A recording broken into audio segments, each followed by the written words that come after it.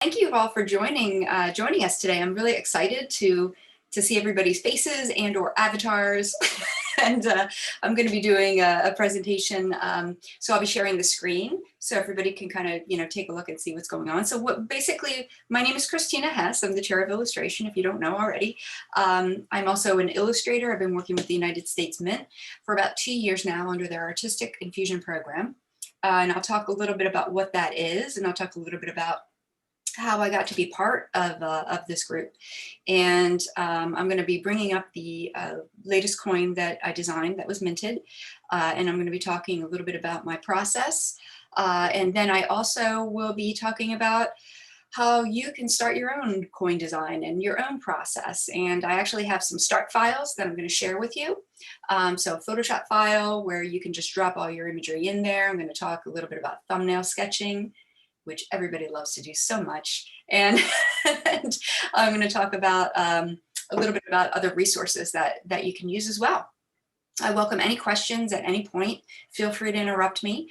When I'm going to be presenting the screen, though, I probably won't see the chat very clearly. So if you do have a question, just turn off your mute and yell out, and I'm happy to answer anything. I will leave some time at the end of the presentation for a little Q&A as well. All right. Okay, so let's start. Let me share my screen.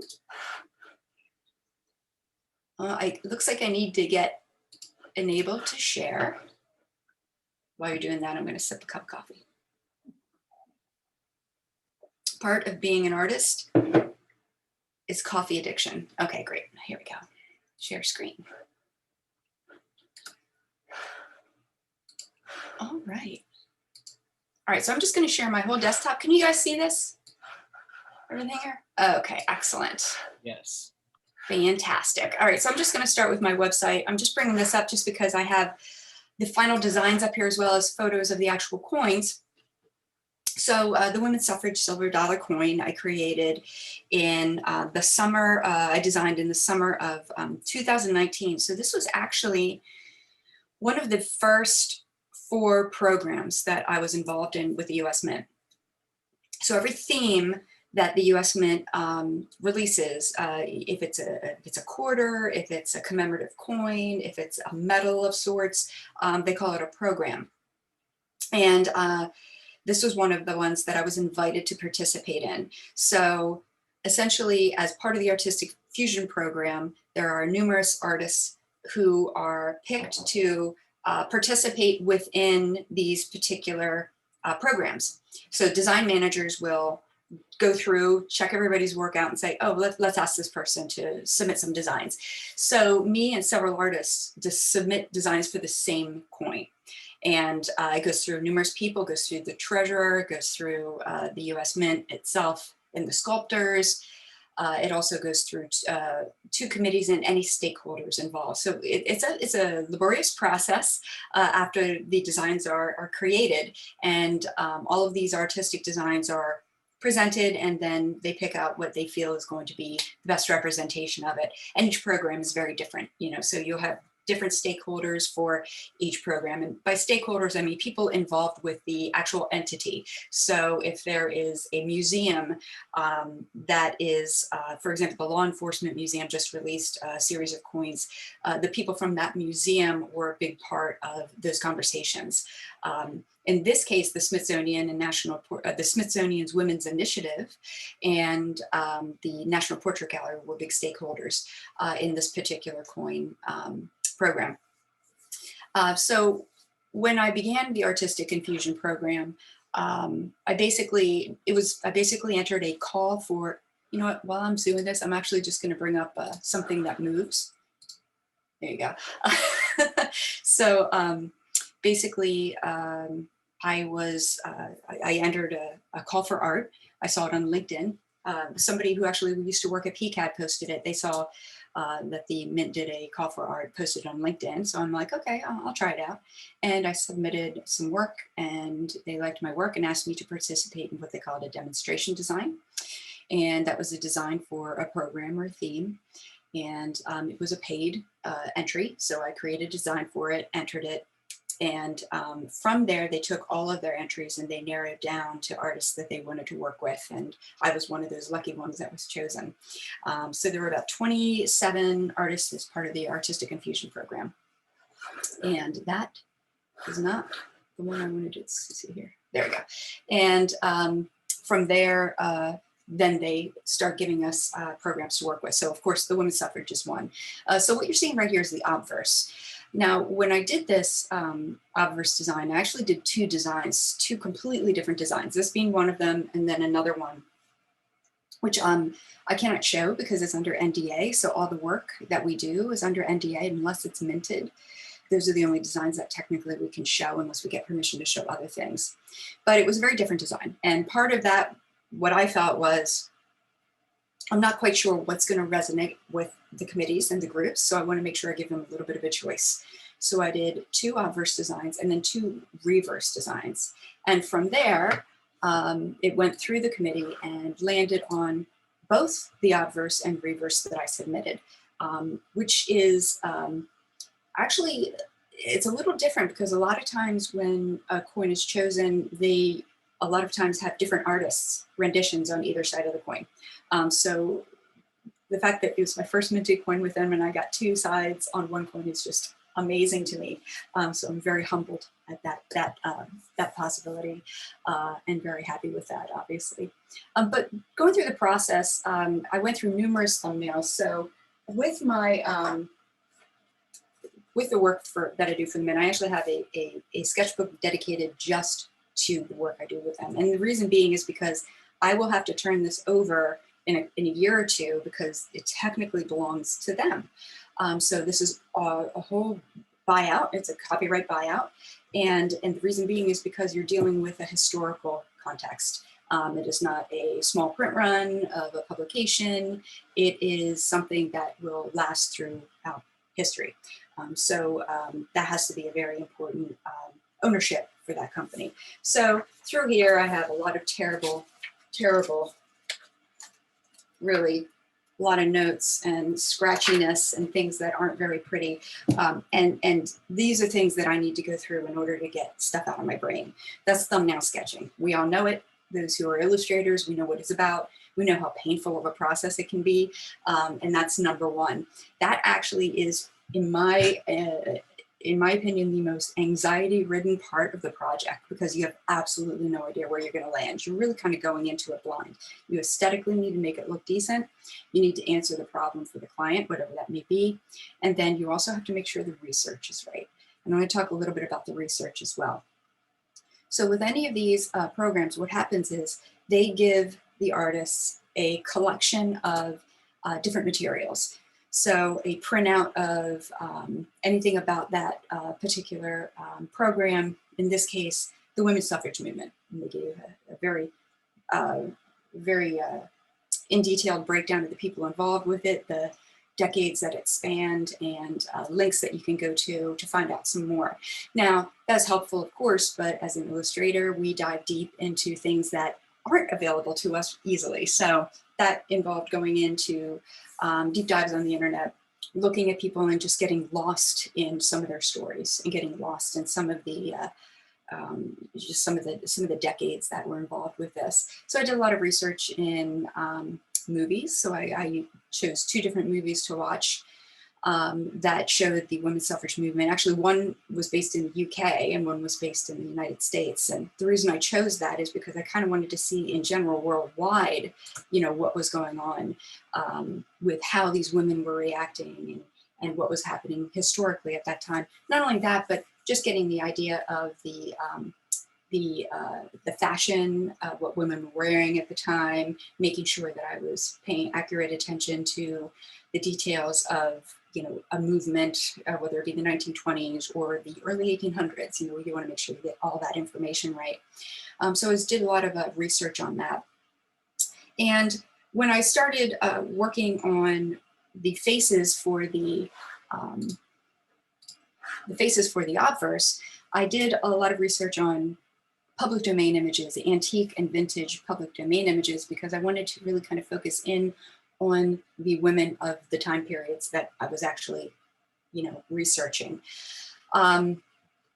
Oftentimes we'll take pictures of people that we know. And if I were to do that for a coin, and I have done that for some other programs that I've worked on, that requires 2 releases that need to be signed. So I, as a photographer, would need to sign a release, and the model would need to sign a release, basically saying that it's a full understanding that your likeness is you are agreeing to allow your likeness on these coins.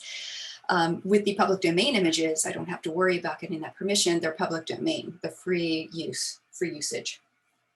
I, of course, would not be able to choose a photographer's image who has something up on their portfolio site, because that is not mine to use. So you have to be very careful about making sure you're not plagiarizing or taking copyright from somebody else's work. So with that said, public domain images, found really great portraits of people. The one portrait on the upper right, her, what was so great about her is that it was these beautiful sepia lit photographs, and there were numerous of them from different positions. And I didn't realize until later that it was actually a mugshot. And it was a woman, I believe, in the late 1800s. And I couldn't believe how beautiful the photography was for a mugshot. I'm not quite sure what her crime was.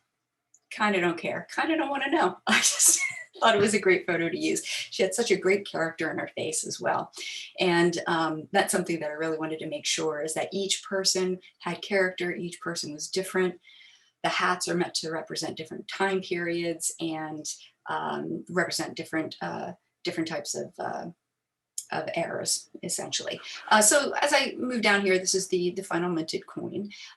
This is available to see in the gallery. I have a showcase that has both the front and the reverse as well. That's me holding it. As you see, it's a larger coin. It comes in a little nice container, and it's quite lovely. And then, of course, the GIF is available on my website to look through, that I'm showing as well on my YouTube channel. So just going to the reverse real quick, because I talked a little bit about the obverse. The reverse, what I really wanted to do is focus in on the Art Deco movement of the 1920s. And all of these designs went through several edits. So after I submitted it, then what they do is the design managers send back another 2 rounds of edits, and those are just overall edits. Things that might be anatomically not quite where it should be, things that might design-wise not work where it should work compositionally. For example, if things overlap in a strange way that maybe I might have missed, it's a fresh set of eyes to kind of course correct anything that I might not have caught on the first round.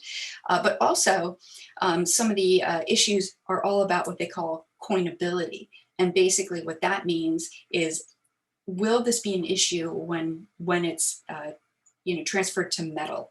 And that's something that is completely different and new to me. So I'm still actually getting used to what is considered coinable and what is not. So usually the font and usually the type is what rolls around, and I have to go back and correct, because if it's too close, then the metal will bleed together and then it will not be legible. So you have to be very careful, because it's such a small size that the font needs to have heavy tracking or kerning to make sure that the letters are far enough apart where they read, but yet not too wonky where they look amateurish. So it's a fine balance to get in there. So what my goal has been in all of the programs I'm working on is to get better at trying to anticipate what the engineers are going to say about font and how it lies on the coin. But going back to the design, the one thing I did do is I originally had 1920, because that's when the amendment was ratified for women's voting. But what happened was they brought it back and said, hey, can you put 2020 in there instead? And then they went back and said, wait, what about 1920 instead? No, back and forth. And it became a little bit of a discussion, because it was 2020, which is a voting year. And what the stakeholders were concerned with 2020 is that they were concerned that it would be a campaign to vote for 2020. And they did not want that. They wanted it to honor the women's right to vote. They did land on 2020, I believe, and I don't know the full story. I believe there was a big conversation about that, but they did land on 2020. I originally had 1920 in there to honor the original year, but it is a centennial. So the point was to, make sure that 100-year mark is in there. And I wanted it to be active. So I wanted the date to be actually in motion, not just a static font or a static placement. So I wanted to show it going into the ballot box. I wanted to show it being active. So that's a base of where my design is. Now, how I work, I always start in graphites. As I showed you, my messy thumbnails always start there. I always start with massive lists and brainstorming of things in different directions and things on places where to go. And then what I'll do is, after I settle on a few aesthetic designs, a few rough sketches for composition, then I'll go in and start doing some research on photographs and research on the period itself. So with this particular reverse, I actually had a lot of imagery of elevator doors, believe it or not. So if you walk in certain buildings, in especially older cities, you'll see these beautiful Art Deco elevator doors. Here in Philly, the Free Library has an unbelievable brass or copper elevator door that is just decked out in Art Deco. I visited Delaware College of Art and Design, same thing. They had a gorgeous elevator door that was just decked out in all these beautiful designs. New York, I mean, all you have to do is like walk around New York for a little bit and you'll find it. So I take pictures of all this stuff, and I become a little bit of a photo hoarder in a way, because I find anything that's interesting to me and I hold on to it. And I know I've got that in the back of my head. Along with gardens as well.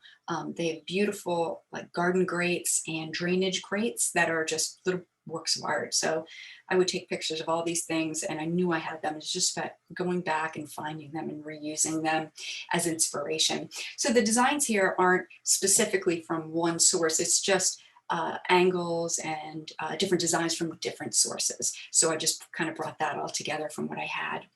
So that, along with the faces from the vintage photos, really allowed for some time period and era truths, I guess you could say. So anyway, that I had fun doing that. So the obverse went through at least 9 edits. This reverse probably went through about the same, maybe a little less, maybe 7 or 8. The majority of those edits were small, although the obverse, I originally actually had glasses on this figure, and they asked me to take the glasses off and paint the eyes in. I originally had the hat over top of the front figure's eye, and then they asked me to move the hat up. So if you go through this, you'll see the original work that I had. So I work in Painter, Corel Painter, and Adobe Photoshop. I also work in Adobe Illustrator if the project calls for it. This particular project was just in Photoshop and in Corel Painter. So I sketched out all the faces and then brought them in, and then used the photos on the side to paint from. So that's how I used the reference for all of these. Okay, so before I move into some of the other ideas about designing your own coin, did I have any questions about the actual process? Oh, I didn't mean to bring this up. Sorry, that's a different one. I'll just go back. I'll go back to my website. My YouTube channel gets a little wily at times. So do I have any questions on how the process works? Not for me. I think you've been pretty clear about that, as as always. Well, thank you. I'm glad I'm clear. Sometimes I feel like I just talk randomly, so that's good to know. All right.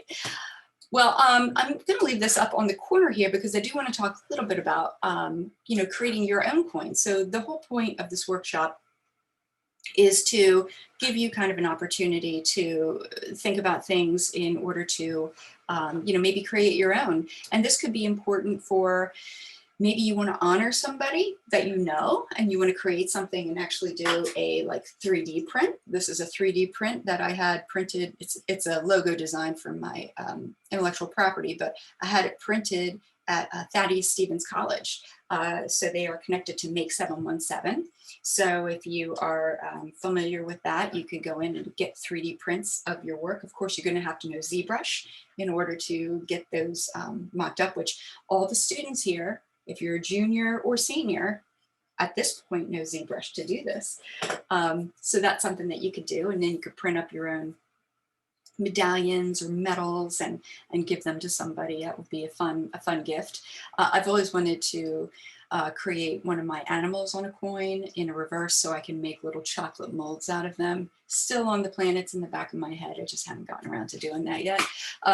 So there's a lot of things that you can do that are a little different versus the traditional metal coin, I guess you could say. So I do have a folder that I'm going to share the link with. So this, I think I have to stop sharing for a second. Give me 1 second. I'm going to put this in the chat so everybody can access it. This is a folder that's going to have a few options for you in case you want to use them. All right, so I'm back in sharing. Okay, so in this folder, I've got 4 items for you. One is a resource link, or resource list with links. Another one is going to be what to think of when you're working on your design. Another one is going to be a thumbnail sheet, and then a start file for Photoshop.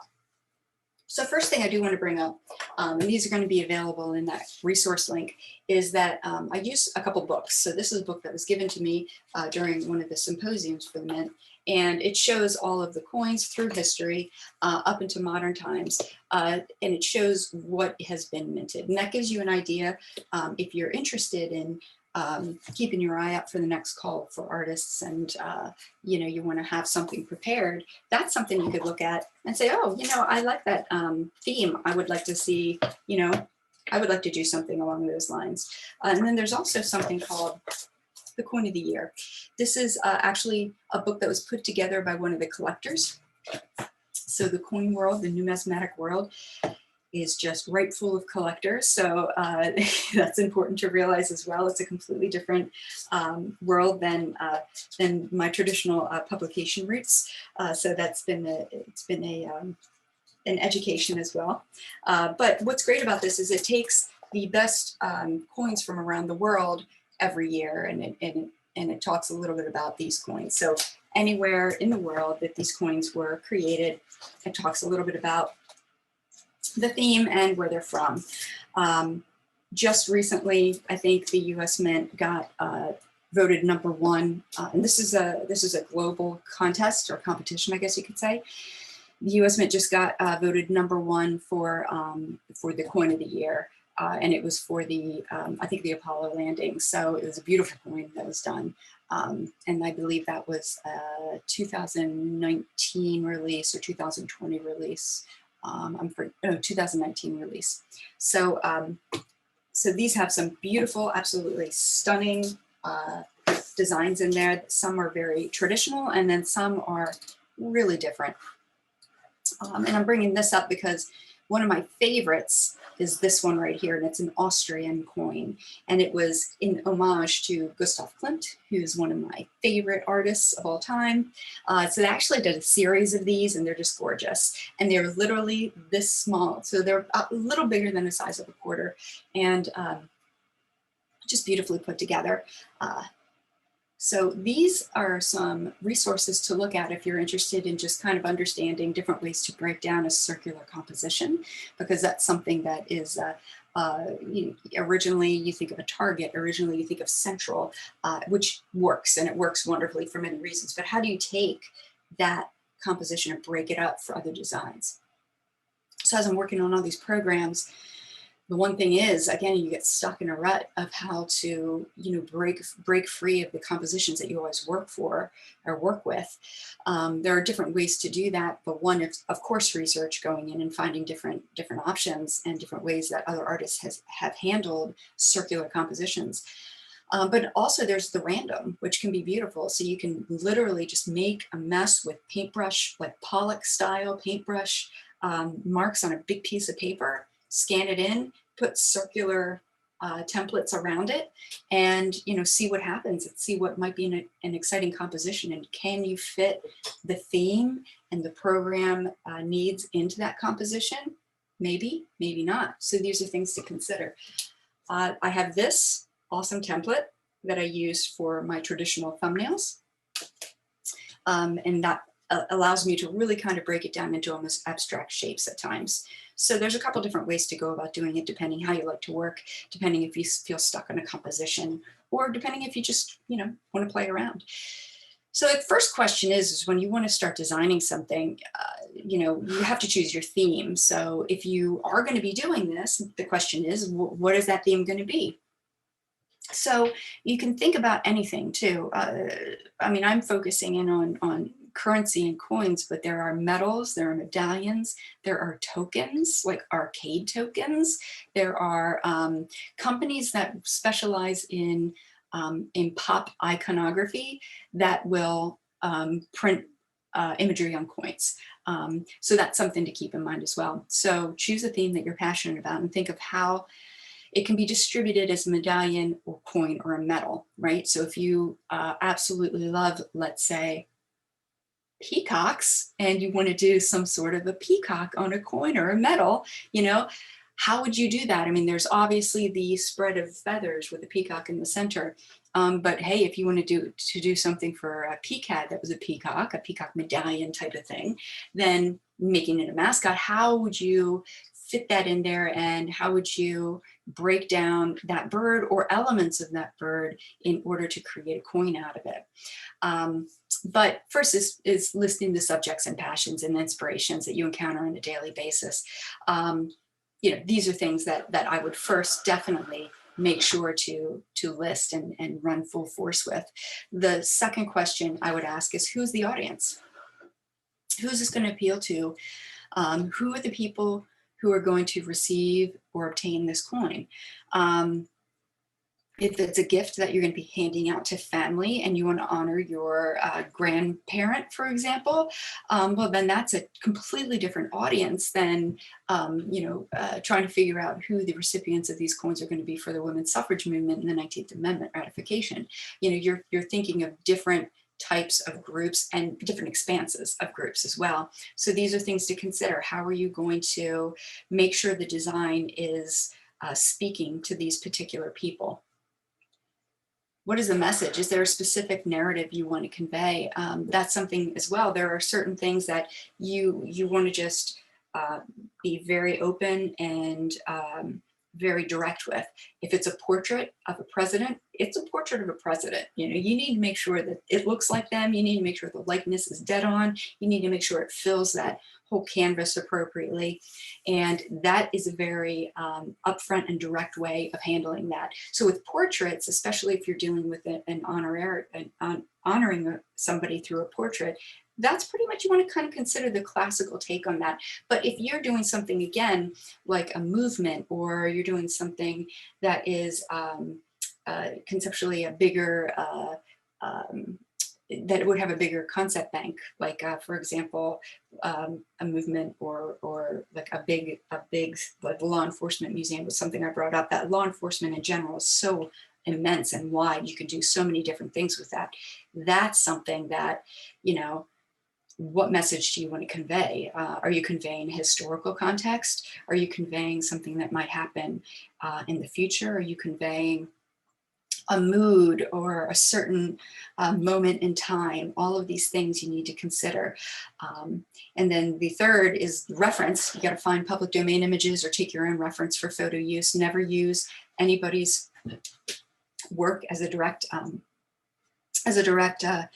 trace. You want to make sure that you own everything, or you have permission to use everything. And then you start your research. Start your research with everything.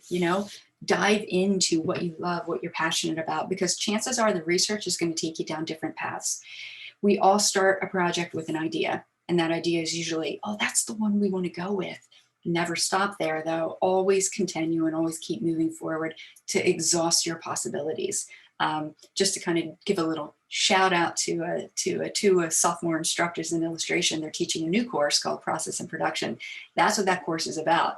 The whole point is to give, is to make the students not settle on one thing and be kind of uncomfortable and deal with that anxiety and push through it and just get as much idea, as much concept, as much narrative down as possible so that they can run with it at a later point. That's super important. Once you get through that, you'll be excited at what you created. And not only that, but you'll be surprised at some of the things that you come up with. You'll be surprised at the compositions that you never thought you would do. You'll be surprised at the ideas that you're like, wow, oh yeah, that could really work. Wow, if I didn't go through the first 15 sketches, I wouldn't have got here. That's really important to go through those situations. And I would recommend that working with that, definitely block off everything around you. The only way I can ever do any of this is put on my earbuds. I put on white noise that I have, and I literally shut anything digital down, except if I'm working digitally, of course. I don't answer email, I don't answer the phone, I don't answer my texts. And I say, okay, the next hour is dedicated just to this, because if you distract yourself, you're never going to get it done. You're going to be spinning your wheels constantly. So it's one of those things you have to find the way you work the best. Some people are the opposite. Some people love commotion around them, and that's how they work the best. So just, find out how the best is, find out your best method of working and run with it. And while I'm talking about that, I do want to say that part of the,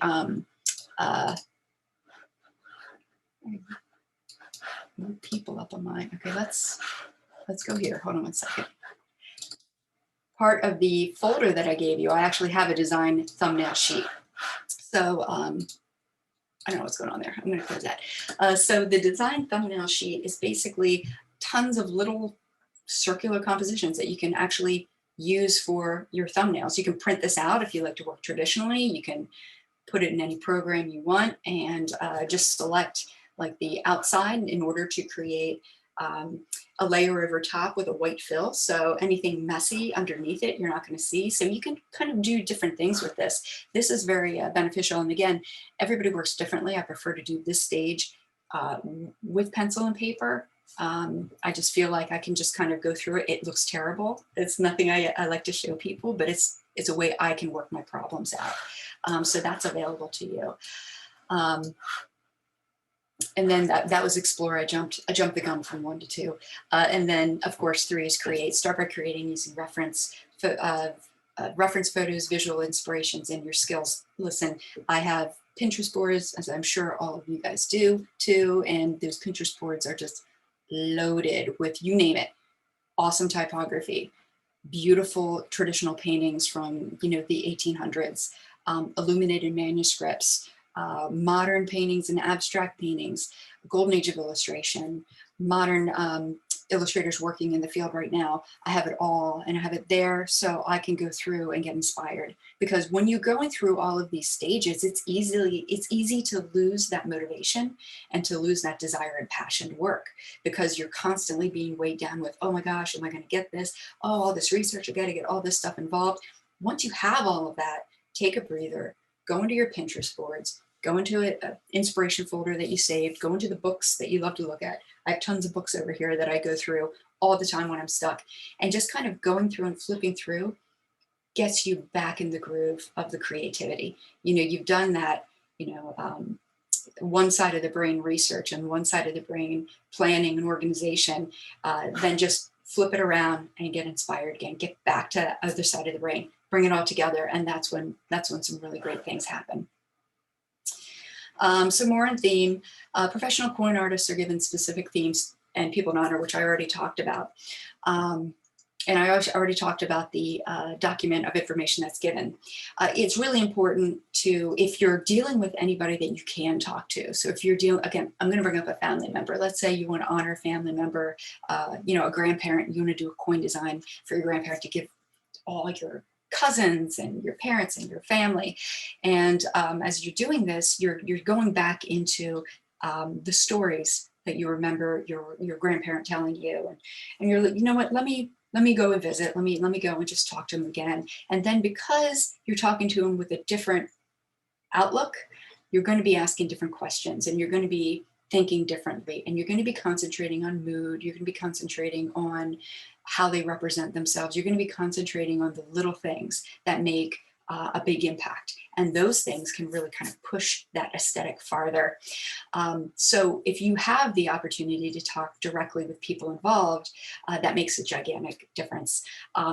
With the themes that I had been talking about, sometimes it's with a direct person. So for example, let's say a past president, you know, they're doing a medal on a past president.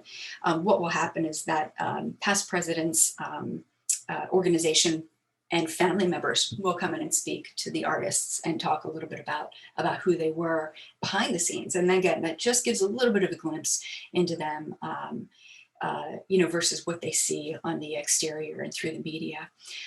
But before I talk more about all of that stuff, I do want to kind of focus in a little bit on two of the designs I have here. So this is Heidi Wasweet, and this is Chris Costello. These are both artistic infusion artists as well.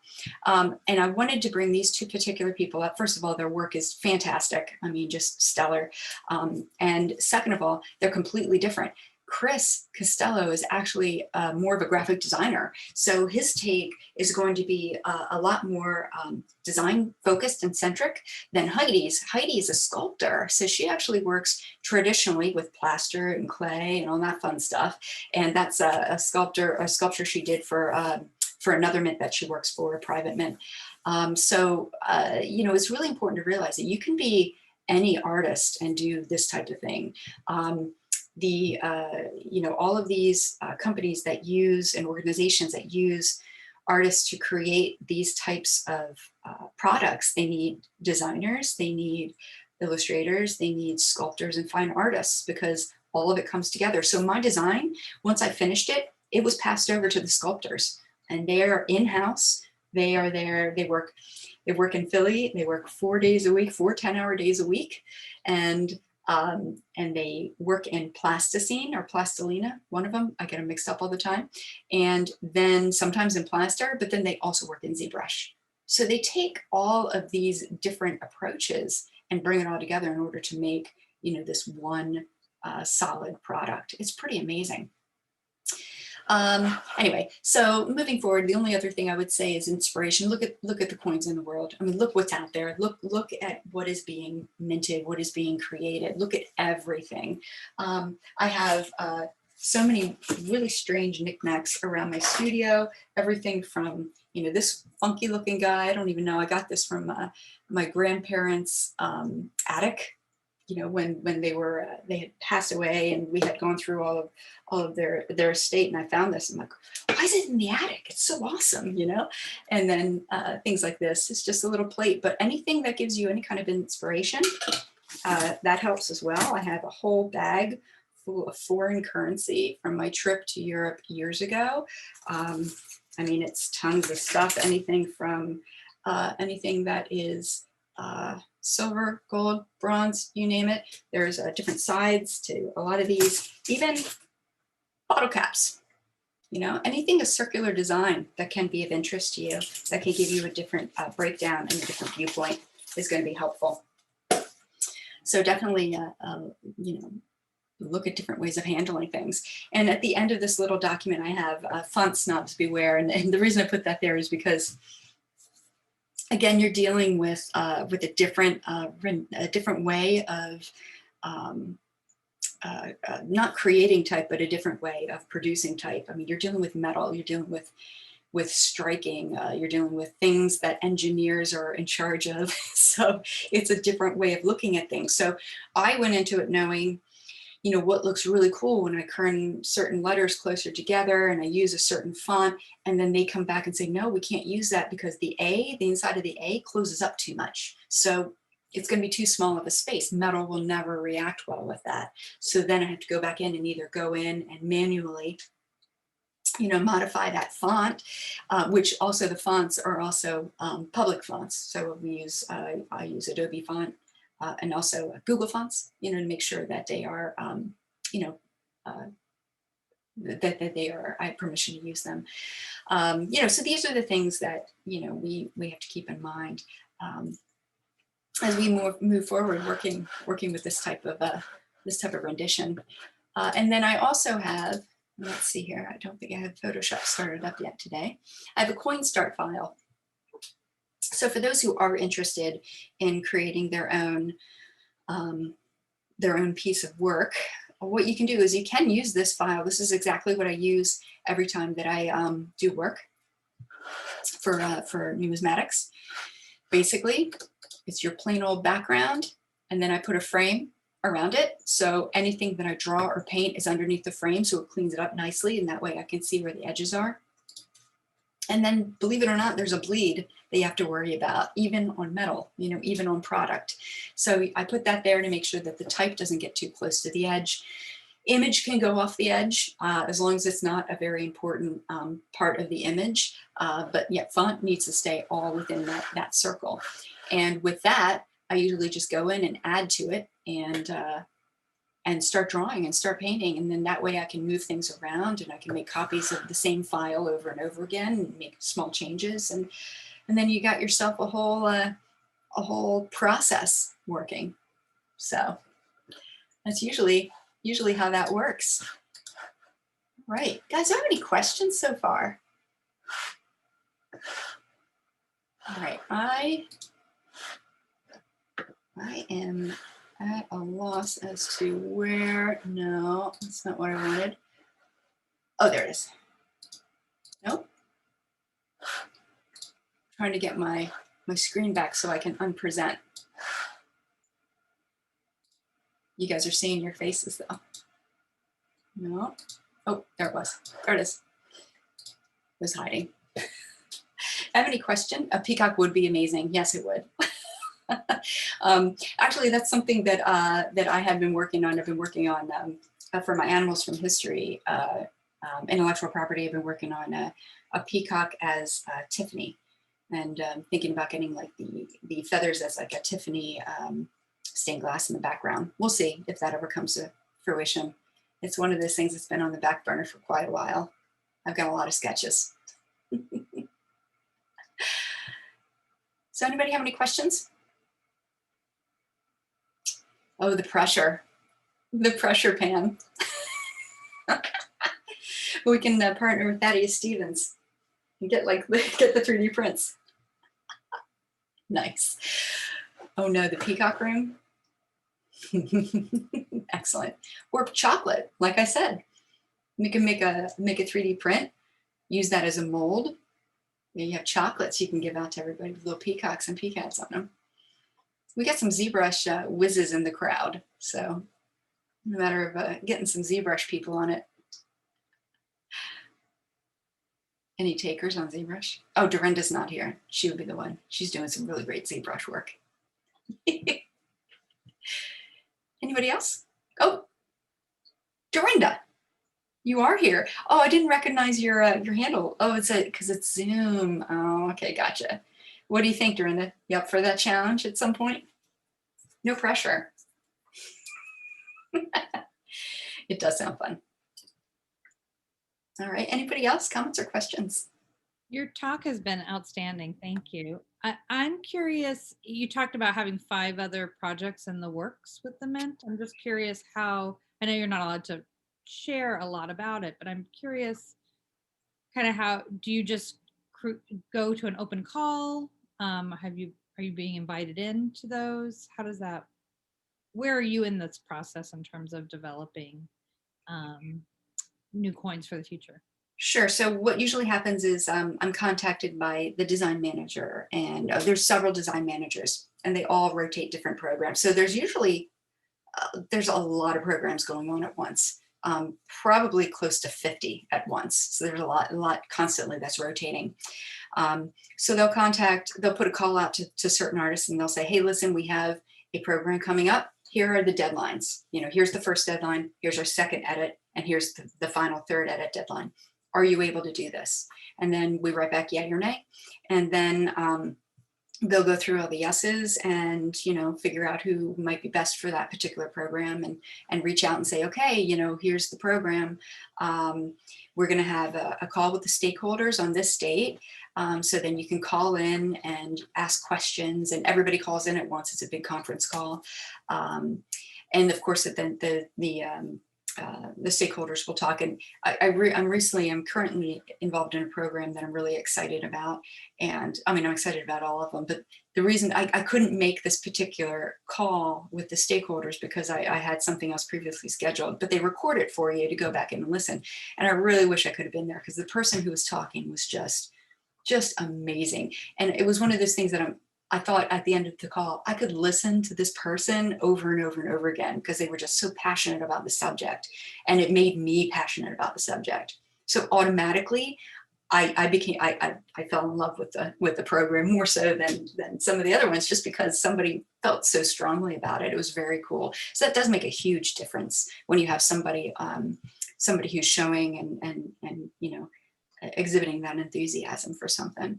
So once that's done, then you know, they send us you know, the information, all the specs, of course. You know, they send us, you know, what needs to be on there, the inscriptions that absolutely need to be on, suggestions and things that you might want to consider, but you don't have to have on, and basically ideas. So sometimes if you're working with a program that has, you know, a silver, gold, and clad coin, they're all different designs.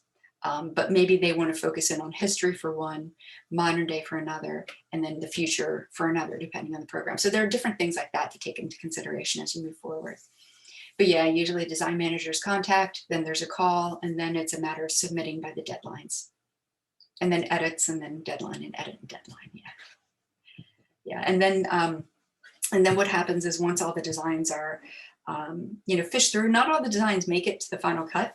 But sometimes when they're all done and you know, gathered, they will hold the committees, and the committees, one is a coin advisory board. So there's specific numismatic experts that are part of this board. And then we are invited to that call, but we can't talk. So we have to mute ourselves and make sure that, you know, we're hearing what they're saying, and we're learning from that, like understanding what is resonating, what is not resonating with this committee, which is really important, especially as, I mean, I've been doing it for 2 years, but I'm still a newbie. I'm still learning a lot. And each program is so different. So some may be more traditionally based with aesthetics, and others, they're looking for something that is more conceptually driven and a little bit different, you know, but I'm still kind of getting my footing as to what those programs are. So that's why joining in those calls are really important. But yeah, we have to put ourselves on mute. Every once in a while, someone forgets to, and then you hear them talking to their cat. It's just a funny situation. It's actually pretty good. Any other questions?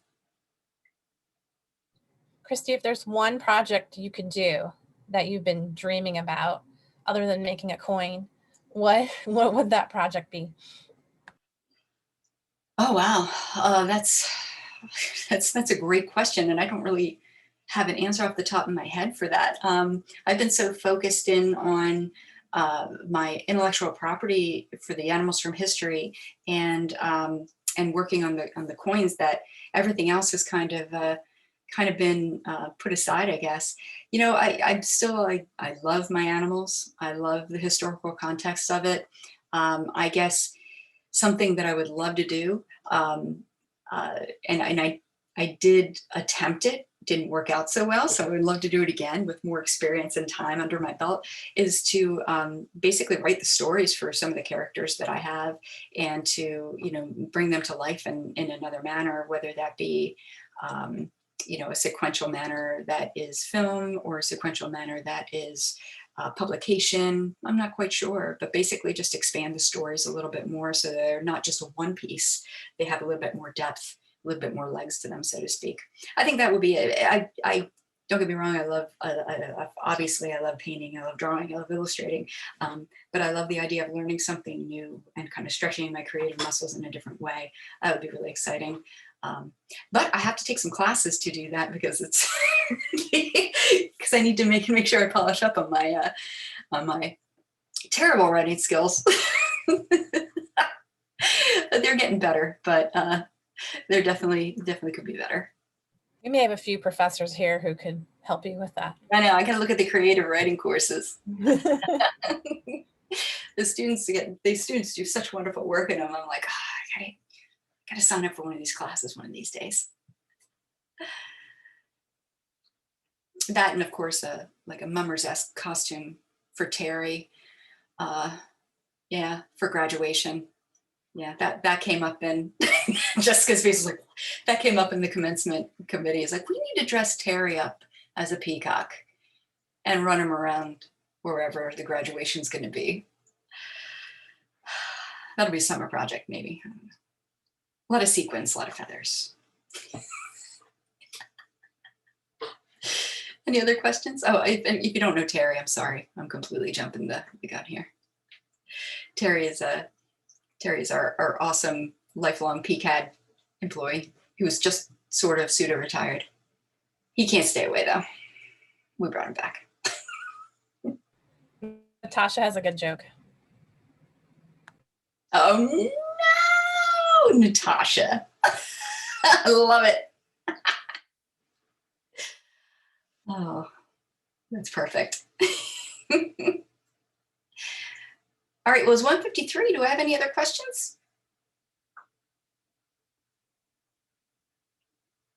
Now, if you haven't gotten a chance to look at the thing with Linda King Brown and I, the thing, oh my gosh, the video with Linda King Brown and I for the biennial, try to do that because that was actually an amazing conversation that she and I were having back and forth. She was asking some really great questions, and it was funny because as she was talking about the poem that she wrote about her her ancestor, it dawned on me that her ancestor, Lucy Stoner, popped up in a lot of the searches when I was looking at the women's suffrage movement. I had absolutely no idea that they were a relation at all. So I was like, my mind was blown. So it was really, really cool. So that's something to definitely look at. All right. Thank you so much. This was really fantastic. Well, thanks everybody for coming. I really appreciate you taking the time out and listening to me jabber. We're lucky to have you here at PCA&D. Oh, thank you. Thanks so much, everybody. And if you have any questions, feel free to ask me, send me an email. Thanks. Thank you.